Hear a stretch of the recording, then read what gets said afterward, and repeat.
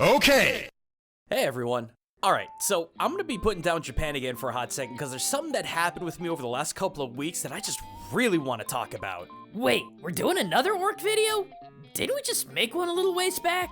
Yeah, this video's about orcs, and that other one was too, but also that other video was how I worked with a really cool dude to use samurai aesthetics, history, and folklore to bring to life a brand new kind of bougie green-skinned tribe.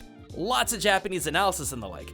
But I'm wanting to pull that down for just a sec, cause, well, you remember how I talked about how orcs as a fictional race kind of saved my life, and especially saved my mental health in a video back? Well, they kind of did it again, just this time it was on the tabletop rather than in lore.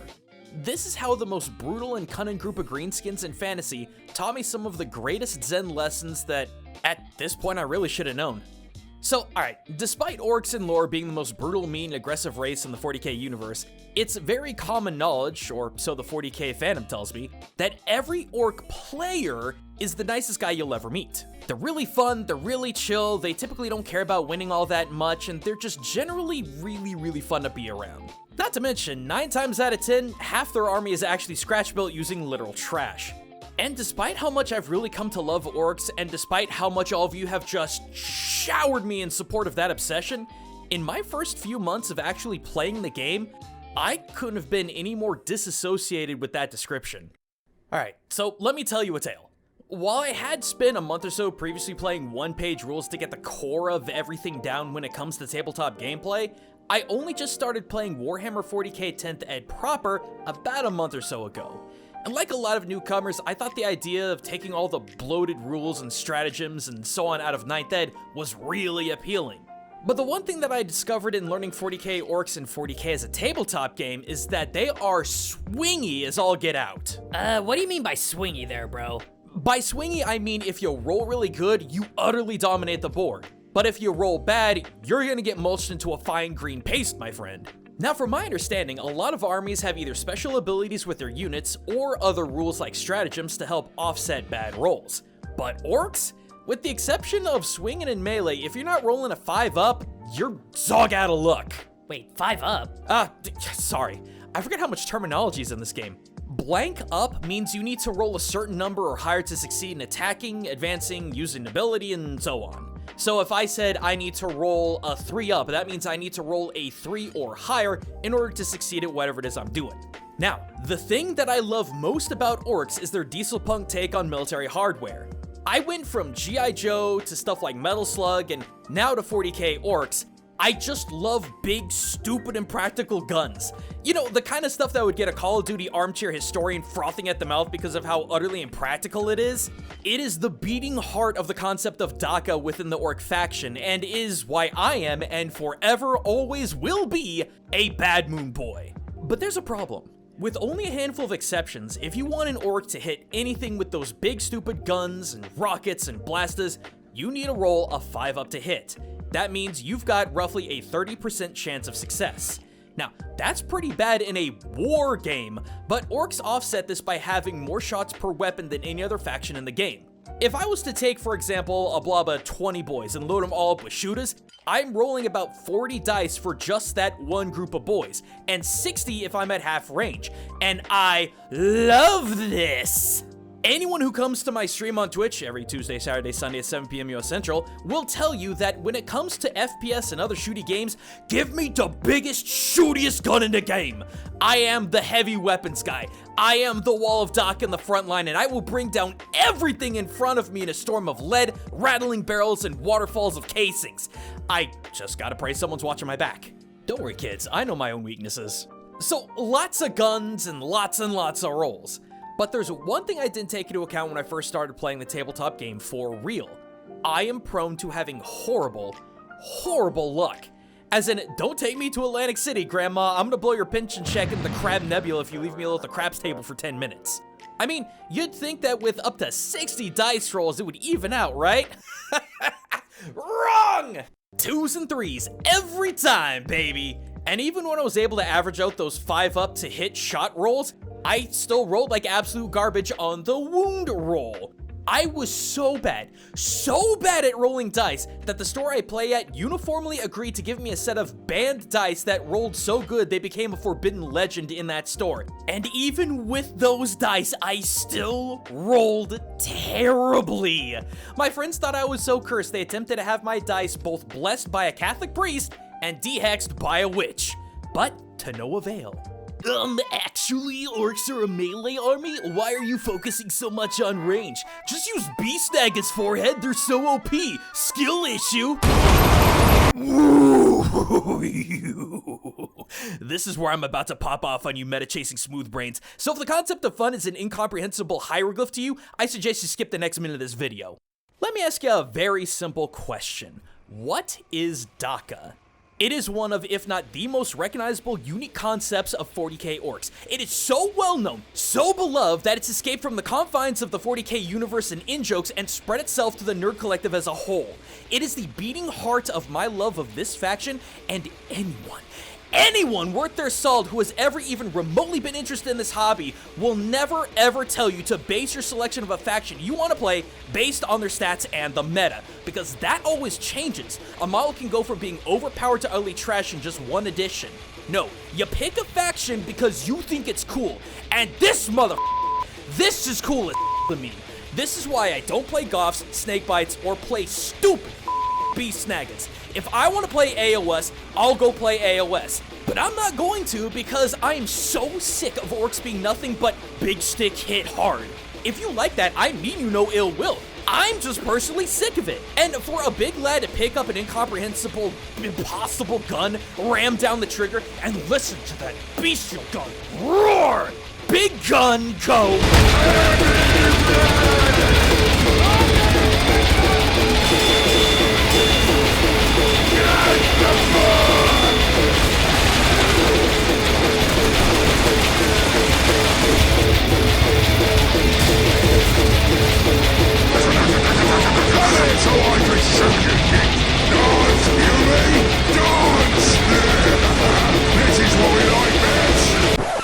Wasn't this supposed to be a video how you learned peaceful, calm tranquility from orcs? I'm getting there. As you could very easily tell, I couldn't get the one mechanic that made me love this faction to work well due to how poorly I was rolling. Even when I went back to OPR with Grimdark Future, I still couldn't roll very well. I would usually only win because I just had more bodies to sacrifice, and, well, that's just not fun, and boy did it get to me. Defeat after defeat. Every time I came home, I would just look at my pile of boys, dreads, buggies, stompas, jets, everything, and the only thing I could feel in my heart was contempt. It got to a point where I was just gonna quit the game entirely. Why in the world would I waste 3 to 4 hours of my day to lose to bad rolls and bad luck? It got to a point that it was even irritating my friends who would get tired of my constant complaining, and they were justified for their annoyance at me.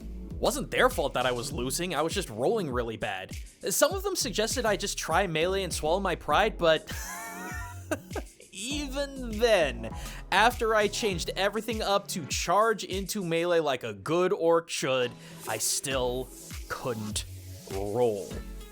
And then, after an incredibly painful game against another orc player who, absolute good dude, it was just my final straw.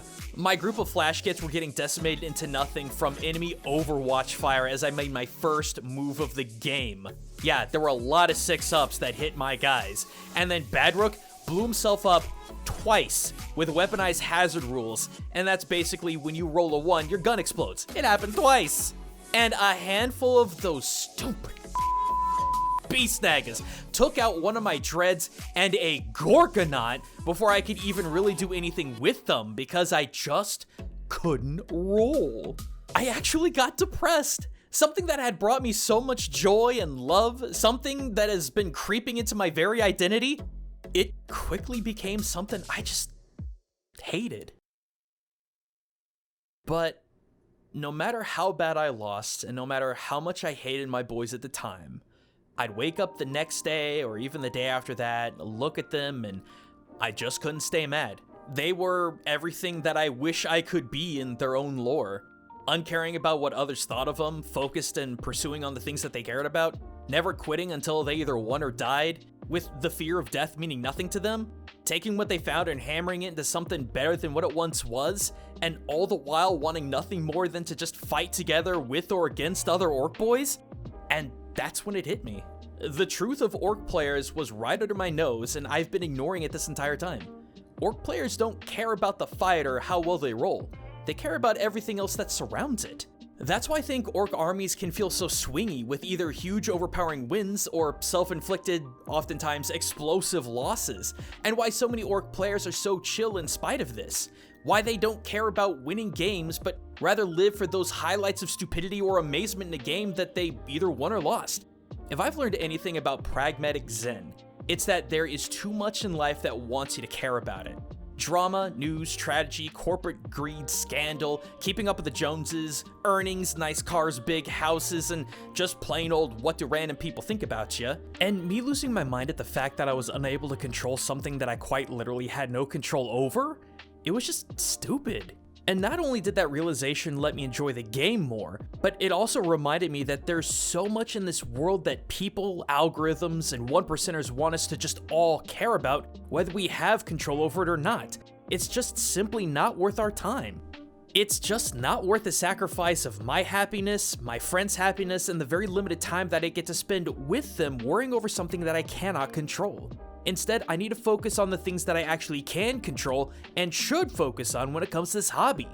Not only is this a solid piece of advice when it comes to playing tabletop, but it's just a good piece of advice when it comes to life in general. Stop caring so much about every little thing, and especially the things you have no control over, because if you do, it will drive you mad. To quote one of my favorite books of all time, "You and everyone you know are going to be dead soon.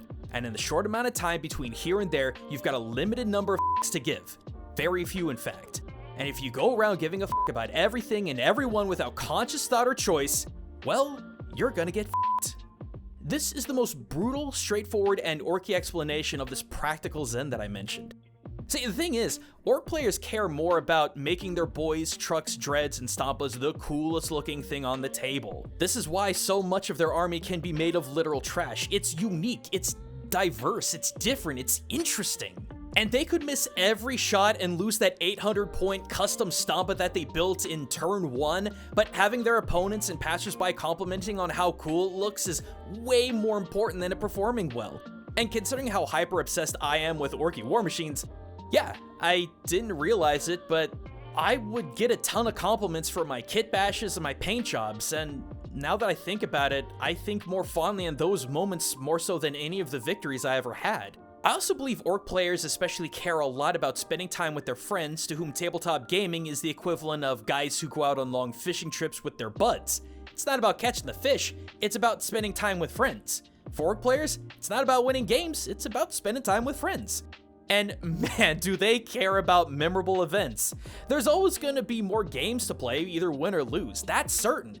But when you roll an explosion dice, get a 6, and then run your stomp into your opponent's army, killing them with 2d6 mortal wounds because you had Kareen available, and then in that same game, your Killicans start infighting and shooting each other because you rolled bad on their shooty power trip ability? Yeah, that did actually happen, by the way. That's the same as one of your buddies catching a massive lunker big mouth bass while drinking beer on a boat, enjoying the outdoors and catching up, and chilling with your boys is the main event, but that big play or that big fish, that's the highlight. For me in game, those are the memories that last forever, because they were so stupid or funny or impossibly cool that you could end up losing the entire game and it utterly doesn't matter. Victories come and go. It's the amazing events that happen because of the roll of a die that sticks with you. Not just in 40k or OPR, but in any tabletop game. In fact, screw all that, that's just life, man! We are programmed to care so much about so many different things that do not matter. And it only got worse with the advent of the internet. The 1%ers earn big bucks to prey on your psyche, convincing you that you're either inadequate or convincing you that every single injustice in the world is on your shoulders and you gotta do something about it. Folks, we don't have the capacity for that. It will utterly eat you alive, financially, spiritually, mentally, everything. I know I've only been talking about 40k this entire time, but this is a universal lesson for all walks of life. You do not have the capacity to care about everything, but you do have to care about something. What you choose to care about is what makes all the difference. For me, in this stupid nerdy example, I learned to let go of what I couldn't control, in this case, dice rolls, and found better things to focus my attention and energy on within this game. This is how Orks became one of the greatest teachers of Zen. Not caring about nothing, but caring only about the things that are really important. Creativity, wild and crazy events that happen on the whim of the die, and spending time with people you just want to have fun with. After I was able to finally let go of just trying to win in the face of my terrible, horrible luck, my games were just so much better. I was happier. Heck, my friends were happier since I wasn't complaining anymore. Instead, I didn't get mad when my 800-point Stompa got blown up after the first turn, because I rolled another 6 and was able to careen my 2d6 mortal wounds back into my enemy's army and blew half of them up. Yes, this happened a second time. I love you, Dan. You're a great sport in the face of my stupidity. I know it sounds stupid and I'm definitely reiterating a lot, but orcs are still kinda saving my mental health and my life. A new piece of fiction and lore for my nerdy brain to hyper-obsess over, a new dopamine detox through building and painting that stills my manic YouTube-addled brain, discovering their lore represents some of the most important core lessons in life, and now reminding me of my own personal issues with validation and giving me a tool to work through them. Orks have been such an intense yet unimaginable source of joy, growth, and surprisingly YouTube topics. And I still love Japan. I still have a lot of videos that I want to make about Japan, but these guys? Well, I get the feeling that I'm not even close to being done talking about them. Thanks for watching, everyone, and thank you for letting me expand more on this out of left field joyful obsession that I found with these boys. And don't worry, I got a really just bizarre video about Japan that I want to hammer out for next time. The greatest Japanese arcade you've never heard of, featuring overly horny waifu Bomberman. No, I will not explain myself, you'll have to catch the video then. But until then, this is Gaijin Goombah, signing out.